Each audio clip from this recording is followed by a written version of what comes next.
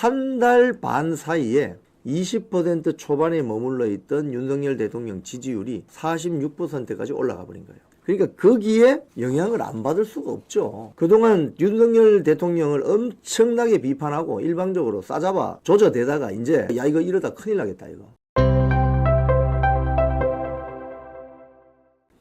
자, 오늘 동아일보 사설 한번 볼까요? 동아일보 사설. 헌재 출석 의사 확고하다더니 이제와 안 나오겠다는 윤. 지금 조중동 언론에 대해서 이번 탄핵 정국 사태에 대해서 많은 분들이 실망을 하고 비판을 하고 비난을 하고 의심의 눈초리를 가지고 있잖아요.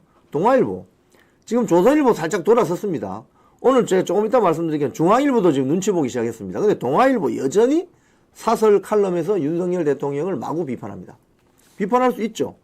그런데 오늘 사설 한번 보세요. 헌재 출석 의사 확고하다더니 이제와 안 나오겠다는 윤. 동아일보 사설입니다. 이 사설을 보면은 이 사설입니다. 헌재 출석 의사 확고하다 하더니 이제 와서 안 나오겠다는 윤. 지금 이제 와서 나갈 수가 없죠. 왜? 공수처가 체포영장을 집행하려고 하는데 밖에 나가면 관저 밖을 나가면 경호받을 수가 없잖아요. 그럼 기다렸다가 잡아가게? 그럼 동아일보는 지금 이 말은 빨리 나와서 잡혀가라 이 소리 아닙니까? 자, 그런데 보세요. 동아일보 사설이 이런 식으로 매일 윤석열 대통령을 사실상 언론계 언어로 말씀드리면 조져대고 있잖아요. 근데 제가 방금 보여드린 더 퍼블릭 기사를 보면 동아일보 현직 부국장 기자라는 자가 이재명과 중국 공산당 관영 매체하고 만남을 주선하죠. 이게 지금 동아일보의 본질이라는 거예요, 여러분. 이게 동아일보의 본질입니다. 동아일보가 왜 이렇게 맛이 갔죠? 또 칼럼만 봅시다. 동아일보 오늘 칼럼. 청광암 칼럼. 윤 대통령 체포영장 집행이 국격 훼손인가? 윤 대통령 체포영장 집행이 국격 훼손인가? 여당 지도부 윤 체포영장 집행에 방패막이 논리로 국격 앞세워. 뭐 등등. 뭐 이런 청광암 칼럼을 통해서 윤석열 대통령을 상당히 비판하고 뭐 당당히 나가서 수사받아라. 체포영장 집행해야 국격이 올라간다. 자, 동아일보가 지금 이런 칼럼 독자들에게 낼 자격이 있어요. 현직 동아일보 부국장 기자가 이재명하고 공산당 관영 매체 기자들 만남을 주선하는 약간 정치 브로커 역할을 하면서 한편으로는 민주당에 줄 서서 정치 브로커 역할을 하고 있는데 한편으로는 윤 대통령을 마구 그냥 조져대는 일종의 언론계 언어입니다. 조져대는 이 기사 칼럼을 뿜어내는 것이 이게 제대로 된 동아일보냐는 거죠. 그래서 아하, 동아일보는 친중, 제가 오늘 썸네일에도 올려놨지만 친중 반역하는 언론인가? 이런 어떤 느낌이 든다는 거죠. 아침에 이 전체적인 뉴스 흐름을 보면 아, 동아일보의 행태가 지금 제일 심각하구나. 조선일보는 제가 지난주 말씀드렸지만 이제 쉽게 이야기하면 그나마 기계적 중립이라도 유지하려고 합니다. 중앙일보 오늘 살짝 바뀌기 시작했어요. 근데 동아일보 여전히 근데 왜 그럴까? 답이 저기 있는 거죠. 동아일보 현직 부국장 기자 출신이 이재명과 중국 공산당 관영 매체 보도 일꾼들과 만남을 주선하고 있잖아요. 그 중국 관영 매체, 한국에 들어와 있는 중국 관영 매체, 소위 말해서 기자도 아닌데 보도기 일꾼이라고 하는 사람들 중에 상당수 공산당원들이 있습니다, 여러분. 공산당원. 걔들이 실세들이에요, 사실은. 당원증을 가지고 있는 애들. 저도 제가 한 10여 년 전에 한국 언론재단 행사로 중국 그 신화사 통신사하고 교류되는 그런 프로그램이 있어서 한번 참여한 적이 있습니다. 한국 기자들 5명이 똑같은 날짜에 가고 중국 신화사 통신사 기자들이 똑같은 시간에 오고 이게 있어요, 프로그램이. 근데 그때 중국 가서 만났던 그 신화사 통신사 기자가 지금 한국에 들어와 있어요. 근데 본인이 공산당원이라고 했거든요. 공산당원입니다. 그런 사람들이 실세입니다. 그러니까 공산당원하고 기자로 위장되어 있는 공산당원 보도 일꾼들을 동아일보 현직 부국장 기자라는 자가 이재명하고 만남을 주선해준다? 이게 뭐예요? 친중 반역주의자는 얘기지. 응? 그걸 왜 자기가 주선해? 이재명 대표 비서실에서 주선해야지. 이런 겁니다. 그러니까 동아일보의 지금 논조나 이런 걸 보면 이제 이해가 되는 거죠. 동아일보 내부에 중국과 무슨 사업을 하거나 중국 친중을 해야만 뭐 먹고 사는 이런 세력이 있는 것인가? 동아일보 맛이 갔군. 지금 이런 생각이 제가 이야기하는 게 아니고 집회 지금 한남동 관저 집회 현장에 가면 그 이야기를 많이 하십니다, 지금. 그래서 지금 이번 탄핵 정국을 통해서 대한민국 주류 레거시 미디어라고 하죠. 기존 매체, 기성 매체, 기성 언론들이 질타를 받고 있는 겁니다. 이게 도대체 한국의 신문 맞아? 중국 신문이야? 응?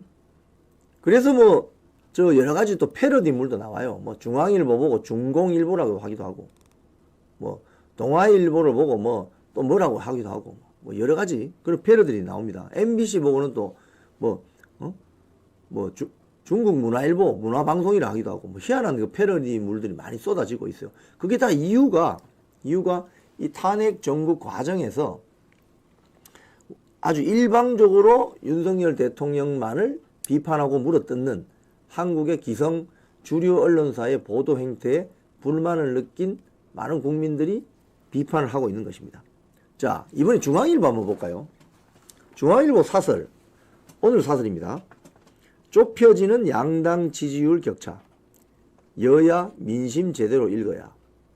저는 오늘 이 중앙일보 이 사설을 시작으로 중앙일보가 윤석열 대통령에게 보도해봤던 그동안의 어떤 아주 적대적인 보도가 누구로 떨어지는 신호탄이라고 봅니다. 저는. 왜? 이 사설을 가만히 읽어보면, 사설은 여러분, 신문사의 사설은 그 신문사의 논조를 결정짓는 아주 대표적인 징표거든요. 징표. 뭐 중앙일보 내부의 논설위원 중에 누군가가 쓰겠죠. 여기 보면은 서브 타이틀이 이렇게 되어 있습니다. 저기 있죠. 민주당의 지지가 하락되는 것은 대선 조급증에서 비롯된 강경 일색 때문이다. 민주당도 슬쩍 비판하면서 국민의힘도 슬쩍 비판하는 척합니다. 여당도 회복세, 고무대 퇴행 거듭하면 제기기 없다. 그런데 여기서 이제 이 민주당을 비판하는 논조가 나오는 이유는 최근 여론 조사 지지율과 관련이 있습니다. 제가 요거 설명이 끝나면 윤석열 대통령 지지율하고 제가 설명을 드릴 텐데, 지금 불과 시청자 여러분 한 달 전만 생각해 보시세요. 한 달 전이면 작년 12월 13일이지 않습니까? 윤석열 대통령 탄핵 소추안 2차가 10며칠 날 있었죠. 그래서 윤석열 대통령이 탄핵 소추가 가결이 됐죠. 그때 지지율이 어떻게 됐습니까? 쑥 빠졌죠. 빠지다가 갑자기 반등을 하죠. 특히 2030 지지율부터 서울 경기 지역 윤석열 대통령 지지율이 올라가기 시작하죠. 그러면서 지금 한 달이 지났더니 제가 조금 이따 말씀드리겠지만 아시아투데이 여론조사를 보면 윤석열 대통령 지지율이 46%를 기록했습니다. 완전히 신기록입니다. 신기록. 그러니까 불과 한 달 반 사이에 20% 초반에 머물러 있던 윤석열 대통령 지지율이 46%까지 올라가 버린 거예요. 그러니까 거기에 영향을 안 받을 수가 없죠. 그러니까 여기에 이렇게 이야기합니다. 중앙일보 사설. 일부 여론조사에서 유도성 질문을 하는 등 문제의 소지가 있는 것이 사실이지만 이거는 중앙일보에 너스레 뜨는 겁니다. 지금 이 아시아투데이와 함께 여론조사했던 평판연구소라는 그 연구소 입장을 보면은 전혀 문제가 없어요. 왜? 질문을 딱 3개만 했다는 거예요. 이번에. 윤석열 대통령 지지합니까? 지지한다. 그러면 정당은 어느 정당 지지하십니까?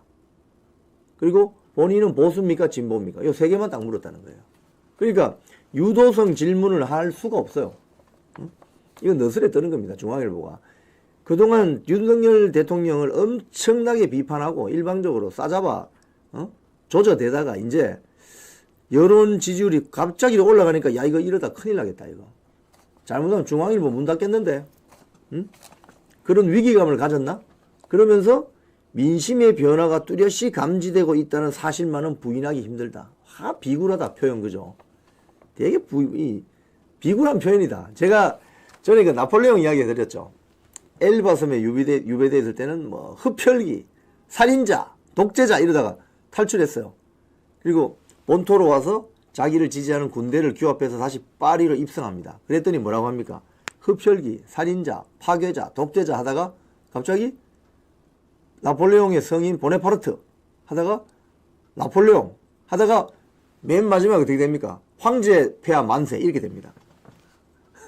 그런 쉽게 하면 언론의 어떤 기회주의적인 속성. 동아일보가 지금 친중 반역적인 모습을 보이고 있다면 지금 중앙일보는 상당히 기회주의적인 모습을 보이고 있다. 이 기회주의적인 모습도 조선일보처럼 빨리 탈출해야지. 이제 와서 두 번째로 탈출하니까 야 이건 더 기회주의적인 거다. 이렇게 비판을 받을 수가 있죠. 그래서 여기서 보면 정치권은 이런 여론조사의 의미를 제대로 읽지 않고 있다 이러면서 소위 말해서 민주당과 국민의힘 정당을 비판하는 훈수를 두는 척합니다. 중앙일보 사설은 지금 이번 탄핵 정국에서 정당을 훈수 둘 수 있는 입장이 아니에요. 왜? 처음부터 윤석열 대통령 파면시키고 몰아내려고 싸잡아 비판했잖아. 그러면서 이제 와서 뭐 국민의힘과 민주당을 훈수 둔다고? 이거는 그냥 그야말로 폼 잡는 사설이에요. 응? 그러면서 뭐 민주당은 폭주를 계속하며 중도층의 이반을 자청하고 있고 국민의힘은 여론 결과를 아전 인수격으로 해석하며 퇴행하고 있다. 응? 제가 이걸 이 사설을 읽어보면서 야 기회주의적이다. 응? 동아일보는 아직 정신 못 차리고 저는 깊숙이 중국과의 어떤 친중 행태를 벌여야만 먹고 사는 저는 친중 반역주의 세력이 있는 반면에 이 중앙일보 사설을 오늘 보면 야 정말 뻔뻔하게 기회주의 세력이다 이런 생각이 드는 거죠. 사실 중앙일보가 며칠 전만 해도 이런 기사를 썼었습니다. 직무정지 윤 지지율이 40%, 여론 호도 여론조사 판친다. 이런 기사가 있었어요. 직무정지 윤 지지율이 40%, 여론 호도 여론조사 판친다. 이걸 보면 여론조작 시비를 걸었어요. 이 기사에서. 이 기사에서 소위 말해서 그 아시아투데이가 일주일 전에 여론조사한 걸 보면 윤석열 대통령 지지율 40%가 나왔거든요. 그러니까 깜짝 놀란 거죠. 지금 아시아투데이가 매주 지금 여론조사를 하기로 했습니다. 그래서 이거 끝나면 제가 이번 주 여론조사 말씀드리겠지만 20% 초반에 머물러 있던 윤석열 대통령 지지율이 40%를 지난주 뚫고 이번에 46% 됐단 말이에요. 그러니까 깜짝 놀란 거죠. 그런데 처음에는 야 이거 여론조사 방법이 약간 편향적이야. 문제가 있어라면서 김어준의 꽃을 또 같이 비판하면서 이런 기사를 썼었어요. 그런데 이것도 일종의 중앙의 여론조작이라고 할 수 있죠. 결국 여론조사 해봤더니 46%야. 자, 아시아투데이 여론조사 결과부터 먼저 이야기해 드릴게요. 윤석열 대통령 지지율 46%, 골든 크로스 눈앞 2030 지지율 40% 돌파.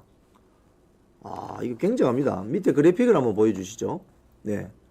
저기 보면은 빨간색, 옆에 오른쪽이 39% 매우 지지한다. 7% 지지하는 편이다. 합치면 46%입니다.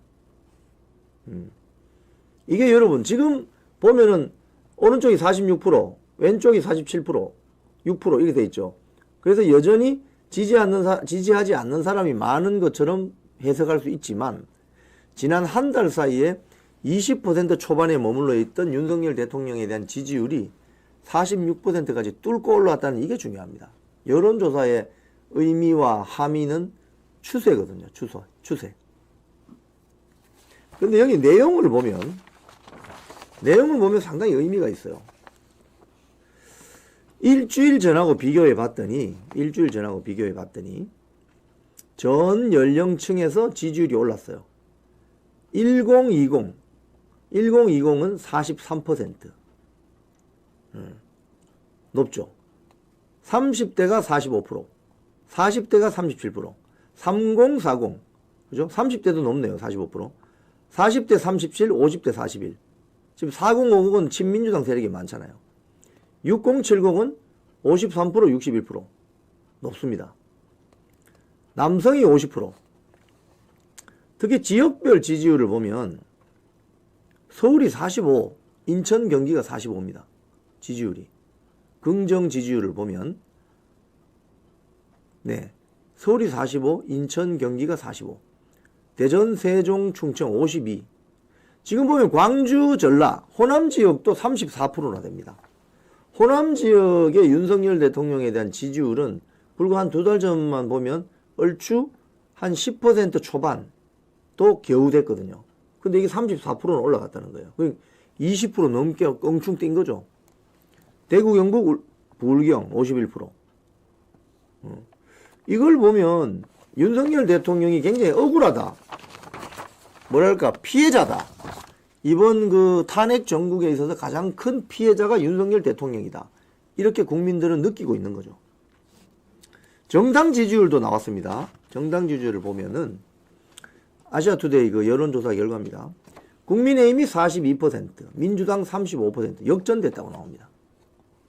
야, 이거 보면은 여론이 지금 겁나게 요동치고 있다는 걸 알 수 있죠. 한 주 사이에 그냥 1등이 2등 되고 2등이 1등 되는 이런 식으로 역전이 돼버렸습니다. 자, 이 지역별로 한번 볼까요? 국민의힘 지지도가 지역별로 보면 서울이 42%. 지역별로 먼저 볼게요. 서울이 42%, 인천, 경기 42%. 똑같습니다. 대전, 세종, 충청 47%, 광주, 전라 22%, 대구, 경북 45%, 부울경 50% 이렇게 나옵니다. 그러니까 저는 여기서 주목하는 지역은 서울, 경기거든요. 서울, 경기에서 지금 똑같이 42%가 나오잖아요. 굉장히 높게 나오는 거죠. 왜 그럴까요?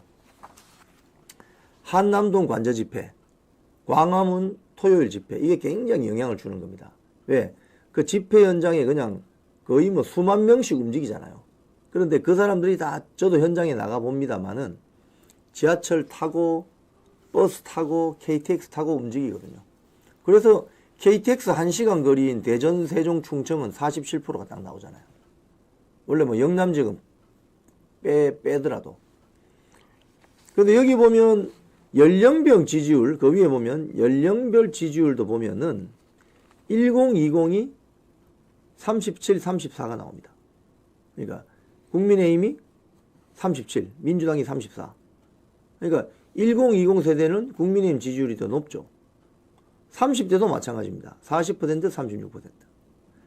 4050은 민주당이 조금 높죠. 6070도 또 국민의힘이 높습니다. 이런 식으로 윤석열 대통령 개인의 어떤 지지율도 그렇지만 정당 지지율도 똑같이 올라간다. 국민의힘은. 지금 사실 국민의힘 국회의원들 108명 있잖아요. 그 108명의 배지보다 윤석열 대통령 지금 혼자서 고군분투하면서 본인의 지지율도 올리고 있지만 국민의힘 지지율도 같이 올려주고 있다. 이렇게 보면 되는 겁니다. 자, 그런데 이번 조사에 대해서 사실 아까 제가 중앙일보 보여드렸지만은 뭐 질문이 편향 조사다, 뭐 보수층이 과표집됐다 이런 지적을 했는데 한국 여론평판연구소가 그거 아니다. 전혀 근거 없다는 어떤 입장을 밝혔어요. 여기 보면 한국 여론평판연구소 편향조사 지적에 3개 문항으로만 조사를 했다. 근거 없다. 입장을 밝혔어요. 이게 무슨 소리냐 하면은 그 밑에 보면은 구체적으로 질문을 딱 3개만 하고 다른 건 일치하지 않았다는 거예요. 구체적으로 문항 배치에 따른 보수층 과다 응답 논란을 검증해 보기 위해, 예, 좀 더 내려가 보세요. 네, 구체적으로 있죠. 구체적으로. 네. 질문 딱 3개 했다는 거예요. 딱 전화하면은 뭐가 오느냐? 윤석열 대통령을 지지합니까? 그럼 지지한다. 어느 정당을 지지합니까? 그럼 국민의힘, 민주당, 또 조국당, 뭐 예를 들자면. 이념 성향은 본인이 보수입니까? 진보입니까? 요거 딱 3개만 물어본다는 거예요. 여기에 무슨 편향 조사가 나올 수 있습니까? 질문 딱 3개로 했는데. 여기도 질문이 나오네요. 질문 제가 봐드릴까요? 혹시 전화 받으신 분도 계실지도 모르겠지만 선생님께서는 현재 윤 대통령을 지지하십니까? 지지하지 않으십니까? 그럼 선택하고 지지한다면 보기 여기 있네요.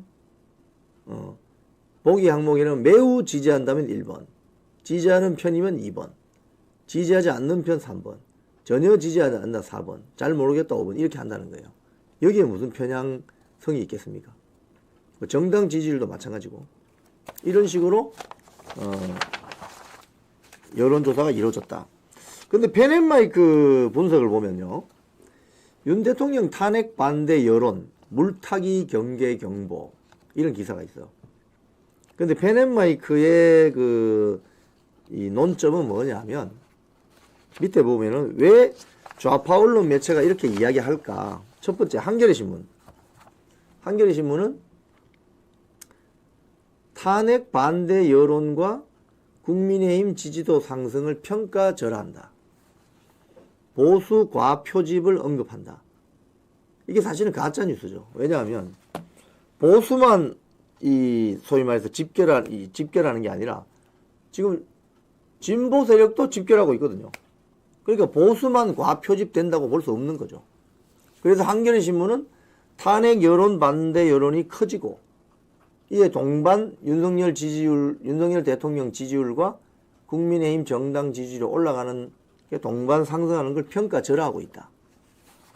그 다음 또 좌파 인터넷 신문인 오마이뉴스 보수 과표집 운운하며 김문수 부상까지 평가절하 뭐 이런 평가를 내고 있습니다. 그리고 밑에 보면 친민주당 언론 매체들이 간과한 현상은 탄핵 반대 여론이 커지는 것은 보수 결집과 중도 확장의 결과다. 이렇게 볼 수 있습니다. 자,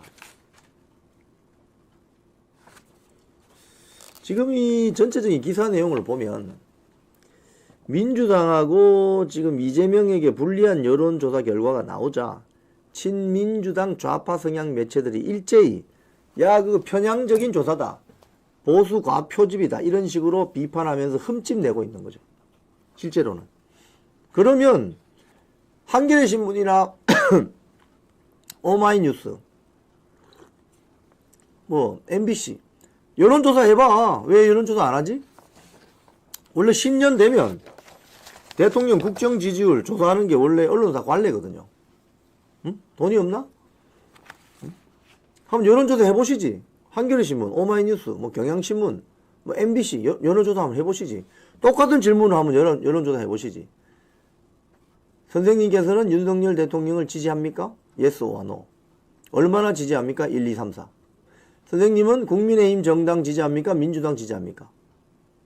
선생님은 진보입니까? 보수입니까? 요 딱 세 개의 질문에서 한번 여론조사 해보시라고. 그럼 똑같이 나올 걸 아마. 똑같이 나올 걸 아마 거의. 자, 세계일보 보도에 이런 게 났네요. 주말에.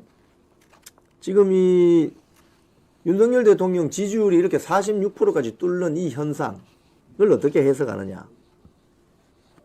윤석열 대통령이 정치적으로 완벽하게 부활했다. 73년생 한동훈이라는 책을 쓴 심규진 교수라는 사람이 있어요.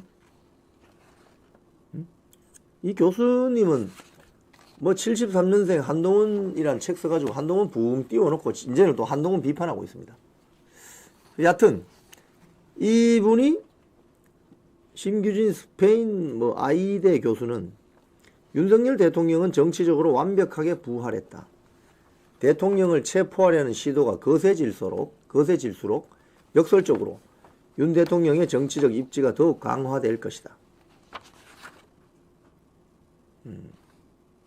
그리고 이런 이야기를 합니다. 저는 이 이야기에 이 신규진 교수의 말에 일부 공감을 합니다. 무슨 소리냐. 그 신규진 교수 사진 바로 밑에 있는 문장입니다. 진중권처럼 이분이 신규진 교수입니다. 진중권처럼 진영을 오가며 훈수를 두는 평론가 정치나 이준석처럼 2030 세대의 상징적 자산을 인질 삼아서 지분을 요구하던 관종 정치는 이제 우파 진영 내에서 더 이상 영향력을 확보하기 어려워졌다. 이게 무슨 말씀이냐면요. 지난번 있었던 그 미국 대선을 생각해 보세요. 트럼프 대통령은 중도 확장론을 이야기하지 않습니다, 여러분. 중도 확장론 이야기하는 자들은 상당 부분 기회주의 세력일 가능성이 큽니다. 트럼프 대통령은 자기를 지지하는 세력을 더 규합시키고 단단하게 결집시키는 과정에서 그걸 본 스윙 보터, 투표 유보층들이 그쪽으로 달라붙은 거예요. 그러니까 그쪽이, 그러니까 소위 말해서 중도라고 있다고 칩시다. 그러면 중도 영역에 있는, 우리 쉽게 이야기하면은 집토끼, 산토끼 사이에 있는 들토끼.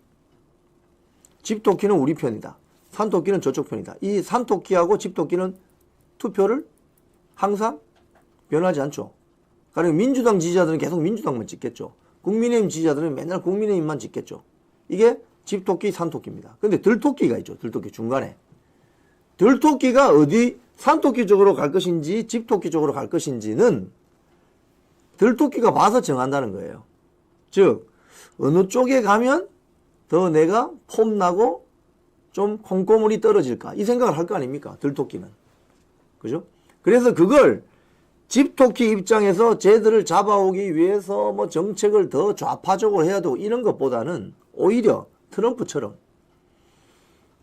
집토끼 세력, 집토끼 지지층을 더 결집을 시키고 더 단단하게 만들다 보면 들토끼 입장에서 야, 저 집 좋네.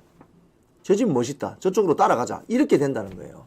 신규진 교수 말이 이겁니다. 바로. 즉 진중권이처럼 좌파에 가서도 훈수두고 우파에 가서도 훈수두니까 조선일보 칼럼 많이 썼죠. 그동안 장사 잘했습니다. 그러니까 이런 훈수를 두는 평론가 정치는 이제 안 통할 거라는 거예요. 왜? 좌파도 비판하고 우파도 비판한 이게 아니고 이제는 우파의 정치적인 아젠다, 미래 비전을 제시하거나 좌파의 정치적인 미래 비전을 제시하는 정치 세력이 클 거라는 거예요. 특히 대한민국 우파 진영은 더 그렇습니다. 박근혜 대통령 탄핵 이후에. 또 이준석이처럼 2030 세대의 상징적인 자산을 자기가 다 가져가는 것처럼 지금 한남동 관저 집회나 광화문에 나오는 2030들은 이준석 소위 말해서 똘마니가 아닙니다. 이 2030 세대들은 나름대로 자기들의 정치적인 비전이나 확신이 있어요.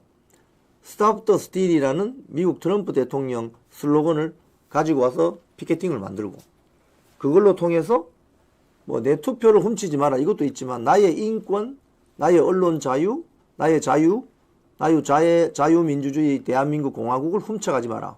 난 이걸 지키고 막을 것이다. 라는 새로운 정치 구호를 만들어내고 있거든요. 현장에서.